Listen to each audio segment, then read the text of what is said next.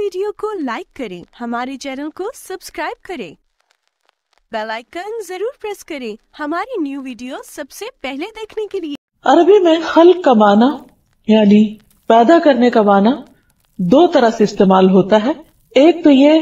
कि अल्लाह सुब्हानहू तआला अल खालिक है, यानी वो जात जिसने चीजों को वजूद दिया जबकि वो मौजूद न थी। यानी जो कुछ हम यहाँ देखते हैं इस दुनिया में, ये इससे पहले कहीं भी नहीं था। इसका अंदाजा करने वाला, इसका डिजाइन बनाने वाला और इसको वजूद में लाने वाला, इसको एक खास शक्ल देने वाला अल्लाह सुब्हानहू तआला ही है। और फिर अपने अजली इल्म की बिना पर उसने इन सब चीजों की तकदीर बनाई है। उसी ने इनको प्लान किया और उसी ने इनको वजूद बख्शा, जबकि इससे पहले इन चीजों का कुछ भी किसी को ना इल्म था और ना ही अंदाजा था और ना ही कोई और उसकी इस सिफत में यानी सिफत खल्क में कोई उसका शरीक था। तो अल्लाह सुब्हानहू तआला ही हुवल्लाहुल खालिकुल बारिउल मुसव्विर लहुल अस्माउल हुस्ना, वही है अल्लाह जो खालिक है, घड़ने वाला, ढालने वाला, सूरत देने वाला, और सब अच्छे अच्छे नाम उसी के हैं। कुरान मजीद में अल्लाह ताला फरमाते हैं, या अय्युहन्नास उज़्कुरू निअमतल्लाहि अलैकुम, ऐ लोगो अल्लाह की नेमत को याद करो जो उसने तुम पर की है। हल मिन खालिकिन गैरुल्लाह, क्या अल्लाह के सिवा कोई और भी पैदा करने वाला है? हकीकत यह है कि पूरी कायनात की तख्लीक कोई मामूली काम नहीं है। अल्लाह सुब्हानहू तआला ने छोटी से लेकर बड़ी हर चीज को जो बनाया उसमें एक निशानी है, और इन तमाम चीजों पर गौर व फिक्र से इंसान अल्लाह सुब्हानहू तआला को पहचान सकता है। इसीलिए अल्लाह ताला फरमाते हैं कि कायनात में और खुद तुम्हारे अपने नफ्सों के अंदर एक निशानी है। इस निशानी से हमें अल्लाह सुब्हानहू तआला की मारिफत हासिल करनी है, उसकी अजमत को पहचानना है, और जिस मकसद के लिए उसने हमें पैदा किया है उस मकसद को पूरा करना है। आदम अलैहिस्सलाम की तख्लीक पर गौर कीजिए कि किस तरह अल्लाह सुब्हानहू तआला ने उनको बनाया। रसूलुल्लाह सल्लल्लाहु अलैहि वसल्लम ने फरमाया, बेशक अल्लाह ताला ने सारी जमीन से मुट्ठी भरी और उससे आदम अलैहिस्सलाम को पैदा किया। यही वजह है कि औलाद आदम जमीन की मिट्टी की नौइयत के मुताबिक पैदा हुए हैं। कोई सुर्ख है, कोई सफेद है, कोई स्याह है और कोई दरमियानी रंगत का है, कोई नरम है तो कोई सख्त है, कोई खबीस है तो कोई तय्यब है। और फिर ये कि अल्लाह सुब्हानहू तआला ने किस बेहतरीन शक्ल में इंसान को जोड़ा और बेहतरीन हालत पर पैदा किया। लक़द खलक़नल इंसान फी अहसनि तक़वीम, और बाकी तमाम चीजों को उसके लिए मुसख्खर कर दिया, उसकी खिदमत में बनाया, और इंसान उनसे भरपूर फायदे उठा रहा है। और फिर खुद इंसान की तख्लीक कितनी बड़ी निशानी है। 1400 साल पहले जब इंसान नहीं जानता था कि किस तरह माँ के पेट में मुख्तलिफ मरहलों में इंसान की तख्लीक होती है, तो अल्लाह सुब्हानहू तआला ने कुरान मजीद में उसका भी जिक्र किया और फरमाया, सुम्मा खलक़नन नुत्फ़ता अलक़तन फ़खलक़नल अलक़त मुज़ग़तन फ़खलक़नल मुज़ग़त इज़ामन फ़कसौनल इज़ाम लहमन सुम्मा अंशअनाहु ख़ल्क़न आख़र फ़तबारकल्लाहु अहसनुल ख़ालिक़ीन। फिर हमने उस कतरे को एक जमा हुआ खून बनाया। और ये कहाँ पर सारा अमल हो रहा होता है? माँ के पेट में 3 पर्दों के अंदर, अंधेरों पर अंधेरों के अंदर किस तरह अल्लाह सुब्हानहू तआला इंसान की सूरत गरी करता है कि कतरे को जमा हुआ खून बना दिया, उसमें तब्दील कर दिया अपनी कुदरत से। फिर हमने उस जमे हुए खून को एक बोटी बनाया, फिर उस बोटी को हड्डियां बनाया, फिर हमने उन हड्डियों को गोश्त पहनाया, फिर हमने उसे एक और ही सूरत में पैदा कर दिया। यानी इंसान अपने आगाज को देखे और फिर जिस तरह मुख्तलिफ मरहलों को तय करते हुए वो एक बेहतरीन शक्ल में आ जाता है। लक़द खलक़नल इंसान फी अहसनि तक़वीम, बेहतरीन हालत पर। तो ये अल्लाह सुब्हानहू तआला की कुदरत की बहुत बड़ी निशानी है। फरमाया, सो बहुत बरकत वाला है वो जो पैदा करने वालों में सबसे अच्छा है। सूरत सजदा में फरमाया, अल्लज़ी अहसन कुल्ल शैइन खलक़हु व बदअ खल्क़ल इंसान मिन तीन, जिसने अच्छा बनाया हर चीज को जो भी उसने पैदा की, और इंसान की पैदाइश थोड़ी से मिट्टी से शुरू की, यानी मामूली मिट्टी से इंसान की तख्लीक का आगाज किया, और फिर किस तरह इंसान जमीन पर मुख्तलिफ तरीके से फैलते चले जा रहे हैं। और हकीकत ये है कि ये उसका बनाना जो है ये हैफेज़र्ड नहीं है कि जिसको जो जी चाहा साइज दे दिया। मुख्तलिफ चीजों का साइज उसने खुद मुतय्यन किया, उनकी रंगत को, उनके टेक्सचर को, उनके अंदर पाई जाने वाली मुख्तलिफ सलाहियतों को, किसी चीज को खाने के काबिल बनाए, किसी चीज को दीगर इस्तेमाल के काबिल बनाए। कुछ चीजें इंसान के लिए बनाकर पहाड़ों में जखीरा कर दी, कुछ जमीन के अंदर जखीरा की हुई हैं कि वक्त के साथ साथ उनको इंसान निकालता है। अल्लाह सुब्हानहू तआला ने इंसान को सिर्फ एक बार पैदा नहीं किया, بلکہ پیدا کرنے کے بعد جب اسے موت دے گا تو پھر دوبارہ بھی پیدا کرنے پر قادر ہے۔ قرآن مجید میں آتا ہے اَيَحْسَبُ الْإِنسَانُ أَن لَّن نَّجْمَعَ عِظَامَهُ بَلَىٰ قَادِرِينَ عَلَىٰ أَن نُّسَوِّيَ بَنَانَهُ، کیا انسان گمان کرتا ہے کہ بے شک ہم کبھی اس کی ہڈیاں اکٹھی نہ کریں گے؟ کیوں نہیں، اس حال میں کہ ہم اس پہ قادر ہیں کہ اس کی انگلیوں کے پور پور درست کر کے بنا دیں۔ یعنی ہر انسان کی الگ جداگانہ پہچان کے ساتھ اس کی تخلیق کی ہے، اور آج ہزاروں سال کے بعد انسان نے جانا کہ انسان کے اپنے ہی ہاتھوں کے اندر اس کے جو پور ہیں اس کے اندر اس کی پہچان موجود ہے۔ یعنی ہر شخص کا جو انگوٹھا ہے وہ دوسرے سے مختلف ڈیزائن رکھتا ہے، اور دنیا میں کروڑوں انسان جو اس وقت موجود ہیں یا گزشتہ ماضی میں موجود رہے یا آنے والے ہیں، ان میں سے ہر ایک اپنی اپنی الگ الگ جداگانہ شناخت رکھتا ہے، اور یہ بھی اللہ سبحانہ وتعالیٰ کی قدرت کی ایک بہت بڑی نشانی ہے۔ اور جب انسان دوبارہ پیدا کیا جائے گا تو پھر اس نشانی کے ساتھ ہی کہ دو انسانوں کا پیدا کرنا ایک جیسا نہیں، پھر یہ ہے کہ اللہ سبحانہ وتعالیٰ نے ایک درست اندازے کے ساتھ پیدا کیا ہے۔ ارشاد باری تعالیٰ ہے اِنَّا كُلَّ شَيْءٍ خَلَقْنَاهُ بِقَدَرٍ، ہم نے ہر چیز کو ایک اندازے سے پیدا کیا، اور دوسری جگہ پہ فرمایا وَخَلَقَ كُلَّ شَيْءٍ فَقَدَّرَهُ تَقْدِيرًا، کہ اللہ نے ہر چیز کو پیدا کیا پھر اس کا اندازہ بھی مقرر کیا۔ یعنی ایک تو عدم سے وجود میں لایا، پھر دوسرے یہ کہ اس نے یہ بھی فیصلہ کیا کہ کس کا سائز کیا ہوگا، کس کی عمر کتنی ہوگی، کس کو کیا کھانا ہے، کیسے جینا ہے، کیسے قائم رہنا ہے، کب اس کی حالت تبدیل کی جائے گی، اور پھر یہ کہ صرف تخلیق ہی نہیں کی بلکہ منظم انداز میں تخلیق کی۔ قرآن مجید میں اللہ تعالیٰ فرماتے ہیں کیا تم واقعی اس کا انکار کرتے ہو کہ جس نے زمین کو 2 دن میں پیدا کیا تم اس کے لیے شریک بناتے ہو؟ یعنی اللہ تعالیٰ نے اس کا بھی پوری پلاننگ کے ساتھ کہ 2 دن میں زمین بنائی، اور پھر اس کے بعد اس میں پہاڑ رکھے، اس میں بہت برکت رکھی، اس میں مختلف طرح کی غذائیں اندازے کے ساتھ رکھی کہ جس چیز کی انسان کو زیادہ ضرورت ہے وہ زیادہ اگائی، اور جس چیز کی ضرورت کم ہے وہ کم۔ مثلاً ہم نباتات میں دیکھتے ہیں کہ جو چیزیں انسان کھاتے ہیں اور جس علاقے کے لوگوں کی جو اسٹیپل فوڈ ہوتی ہے جو زیادہ وہ کھاتے ہیں وہ اتنی ہی کثرت کے ساتھ پیدا ہوتی ہے۔ اس کے مقابلے میں جو دوائیں ہوتی ہیں یا ایسے پودے ہیں کہ جن کی انسان کو کبھی کبھار ضرورت پڑتی ہے وہ کم مقدار میں پیدا ہوتے ہیں۔ پھر اسی طرح اللہ سبحانہ وتعالیٰ نے آسمان کو بنایا اور زمین اور آسمان دونوں سے کہا کہ خوشی سے آؤ یا ناخوشی سے، تو وہ خوشی سے آئے، یعنی اللہ سبحانہ وتعالیٰ کی بات ماننے والے تھے۔ اسی طرح ایک اور حدیث سے بھی ہمیں پتہ چلتا ہے کہ رسول اللہ صلی اللہ علیہ وسلم نے فرمایا کہ اللہ سبحانہ وتعالیٰ نے مٹی کو ہفتے کے دن پیدا کیا، یعنی سیٹرڈے کے دن، پہاڑوں کو اتوار کے دن پیدا کیا، درختوں کو پیر کے دن پیدا کیا، مکروہات منگل کے دن پیدا کیے گئے، نور کو بدھ کے دن پیدا کیا، اور جمعرات کے دن زمین میں چوپائے پھیلائے، اور آدم کو جمعہ کے دن عصر کے بعد مخلوق میں سب سے آخر میں جمعہ کی گھڑیوں میں سے آخری گھڑی عصر اور رات کے درمیان پیدا فرمایا۔ یعنی انسان کو پیدا کرنے سے پہلے اللہ سبحانہ وتعالیٰ نے اس کے لیے وہ تمام چیزیں فراہم کر دی جو اس کی ضرورت ہو سکتی تھی۔ بالکل اسی طرح جیسے اب بھی جب کوئی بچہ پیدا ہوتا ہے تو اللہ سبحانہ وتعالیٰ اس کے رزق کا انتظام اس کے ماں کے سینے میں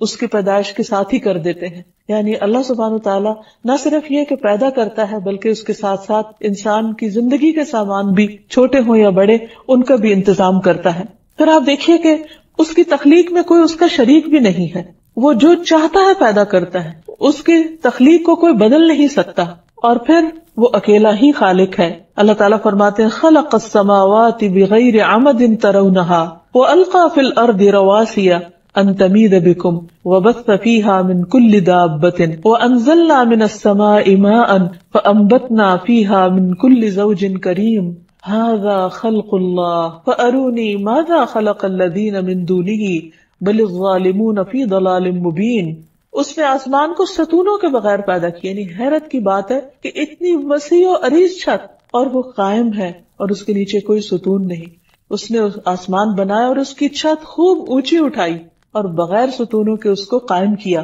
اور زمین میں پہاڑ رکھ دیے تاکہ وہ تمہیں ہلا نہ دے، یعنی زمین کو ہمارے رہنے کے قابل بنایا، اور اس میں طرح طرح کے جانور پھیلا دیے۔ پھر آسمان سے پانی اتارا، اگر صرف زمین سے پانی پیدا ہوتا تو انسان کی ساری ضروریات پوری نہیں ہو سکتی تھی۔ کس طرح اس نے واٹر سائیکل کا انتظام کیا اور سمندروں کے اندر سے پانی کو ہوا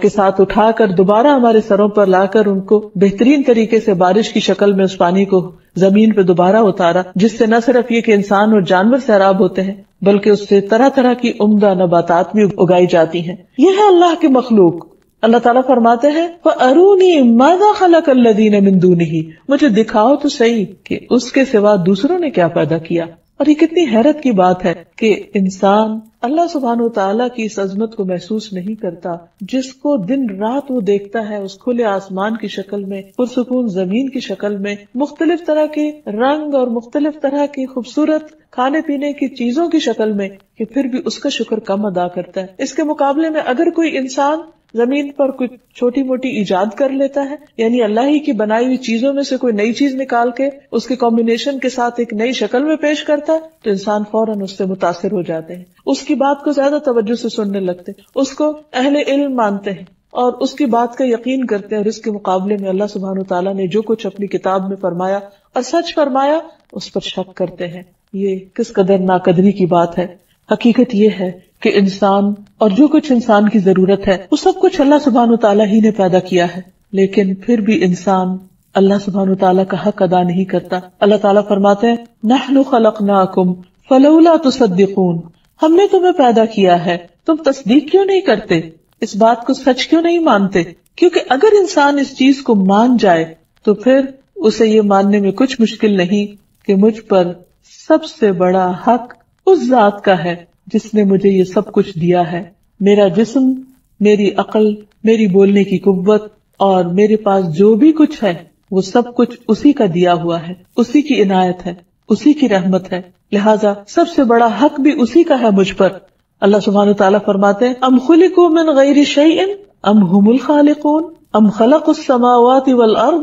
بل لا یوقنون، یا وہ کسی چیز کے بغیر ہی پیدا ہو گئے یا وہ خود پیدا کرنے والے ہیں. یعنی انسان کیسے یہ کہہ سکتا ہے کہ یہ کائنات خود بخود بن گئی اور کوئی اس کا پیدا کرنے والا نہیں. فرمایا کیا انہوں نے بنایا؟ یعنی کوئی بھی چیز جو کریشن ہے، جو کریٹڈ ہے، جو بنائی گئی ہے، تو صاف ظاہر ہے کہ اس کا کوئی بنانے والا ضرور ہے. یہ کیسے خود بن گیا؟ یہ خود نہیں بن سکتا. مثلا اگر کوئی یہ کہے کسی بڑے محل کو دیکھ کر کہ یہ خود ہی چند اینٹیں اڑ کر آئیں اور اکٹھی ہوئی اور انہوں نے ایک خاص شکل بنا لی اور پھر اچانک اس کے اوپر چھت بھی آ گئی اور اس کے اندر لائٹیں بھی لگ گئی اور لائٹیں بھی خود ہی جل گئی، تو ایک معمولی مکان کے بارے میں ہم یہ نہیں کہہ سکتے. تو ہم یہ کیسے کہہ سکتے ہیں کہ آسمان خود ہی بن گیا اور پھر اس پہ اچانک ستارے بھی چمکنے لگے اور یہ زمین کا فرش بھی خود ہی بچھ گیا اور اس میں خود بخود درخت اگنے لگ گئے اور پھر اس میں انسان بھی چلنے پھرنے لگ گئے اور وہ بولنے بھی لگ گئے اور وہ کچھ کام بھی کرنے لگ گئے. یعنی کوئی بھی ایک معمولی عقل سمجھ رکھنے والا شخص ان باتوں کو سن کر ہنس دے گا کہ کوئی دیوانہ ہی یہ کہہ سکتا ہے کہ یہ سب کچھ خود ہو رہا ہے. تو جس انسان کو اللہ سبحانہ وتعالیٰ نے عقل دی ہے اس کے لیے لازم ہے کہ وہ اللہ سبحانہ وتعالیٰ کی ان باتوں پر غور فرمائے. اللہ تعالیٰ کہتے ہیں ام خلقوا من غیر شیء ام هم الخالقون، کیا وہ کسی چیز کے بغیر پیدا ہو گئے یا وہ خود پیدا کرنے والے ہیں. ام خلقوا السماوات والارض، کیا انہوں نے آسمان و زمین کو پیدا کیا؟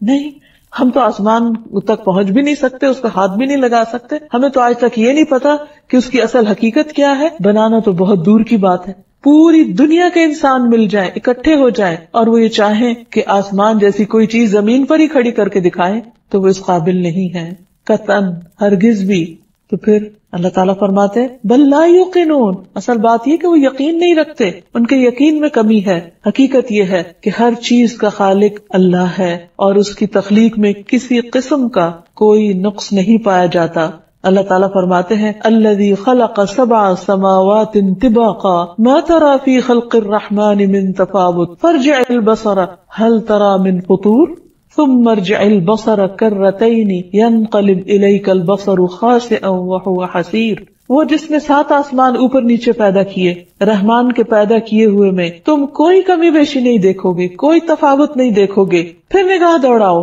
کیا تمہیں کوئی کٹی پھٹی جگہ نظر آتی ہے؟ بار بار نگاہ دوڑاؤ، تمہاری نظر ناکام ہو کر واپس پلٹ آئے گی اور وہ تھکی ہوئی ہوگی، لیکن اللہ کی تخلیق میں تم کسی قسم کا کوئی نقص ڈھونڈ نہیں سکتے. پھر یہ بھی یاد رہے کہ اس نے جو کچھ بھی بنایا وہ سب کا سب فائدے کا ہے، وہ سب کا سب کارآمد ہے، مفید ہے اور اس کا کچھ نہ کچھ مقصد ہے، پرپز ہے. اگر ہمیں معلوم نہ ہو تو یہ ہماری لا علمی ہے اور نہ سمجھی ہے، لیکن اللہ تعالیٰ کا کوئی بھی کام بیکار اور عبث نہیں ہے. قرآن مجید میں آتا ہے الذین یذکرون اللہ قیاما وقعودا وعلی جنوبہم ویتفکرون فی خلق السماوات والارض ربنا ما خلقت هذا باطلا سبحانک فقنا عذاب النار۔ عقل مند کون ہے؟ عقل مند اولو الالباب وہ ہیں جو اللہ کو یاد کرتے رہتے ہیں، کھڑے ہو کر بھی، بیٹھ کر بھی، اور اپنے پہلوؤں پر بھی یعنی لیٹ کر بھی، اور ذکر کے ساتھ ساتھ آسمان و زمین کی تخلیق میں غور و فکر کرتے ہیں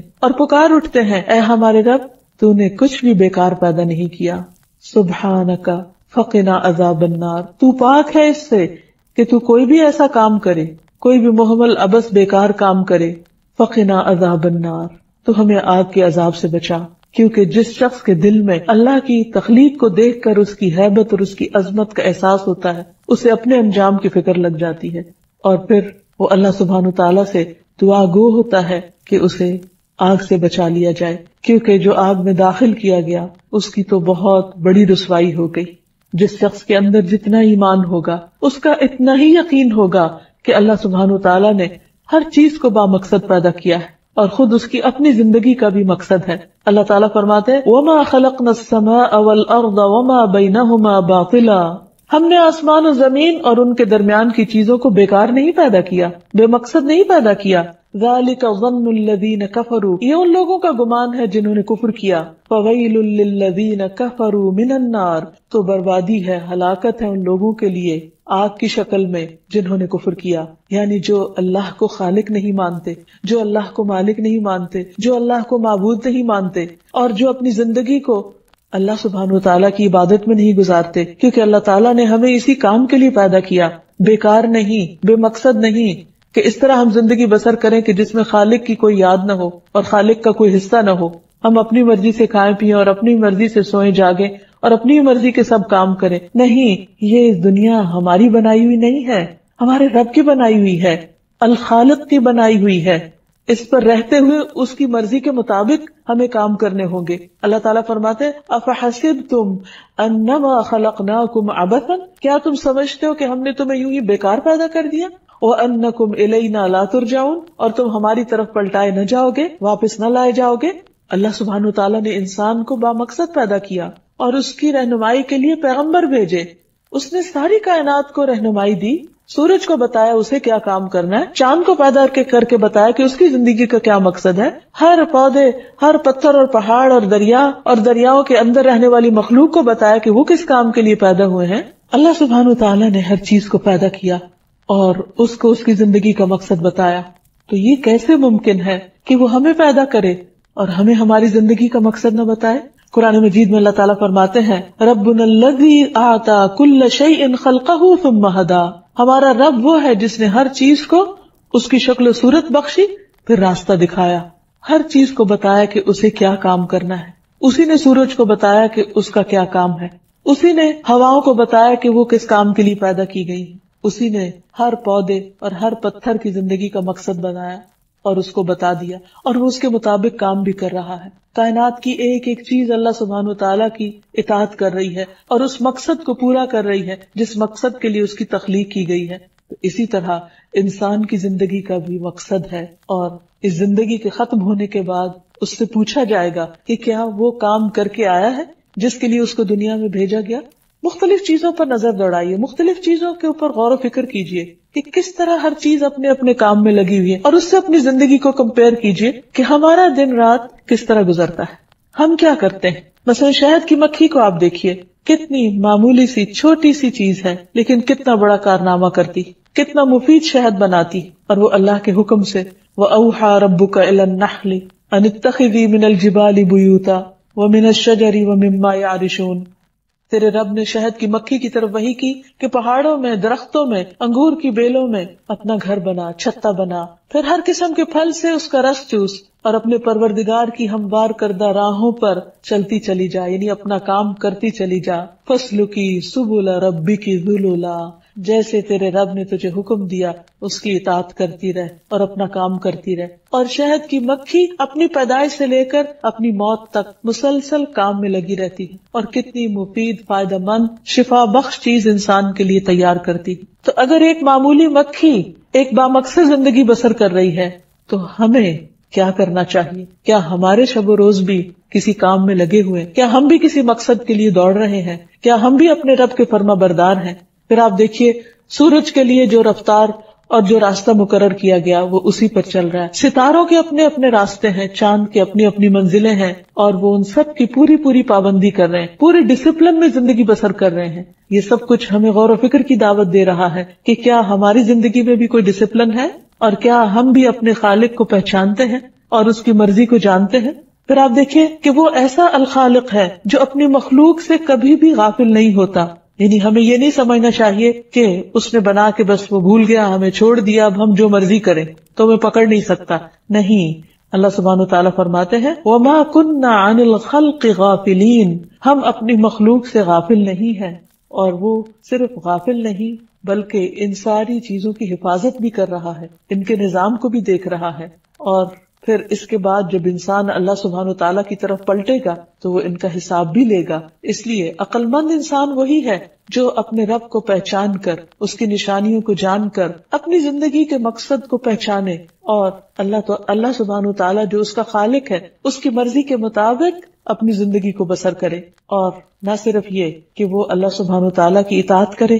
بلکہ جن چیزوں سے اس نے روکا ہے ان سے رک بھی جائے، اور دن رات اللہ سبحانہ وتعالیٰ کی یاد میں بسر کرے، کیونکہ سب سے بڑا حق اسی کا ہے ہم پر. الخالق پر ایمان لانا، اس صفت کو ماننا، الخالق کی معرفت حاصل کرنا ہم سے کچھ تقاضے کرتا ہے، اور ان میں سے سب سے پہلا تقاضا یہ ہے کہ ہم خالق کے حق کو پہچانیں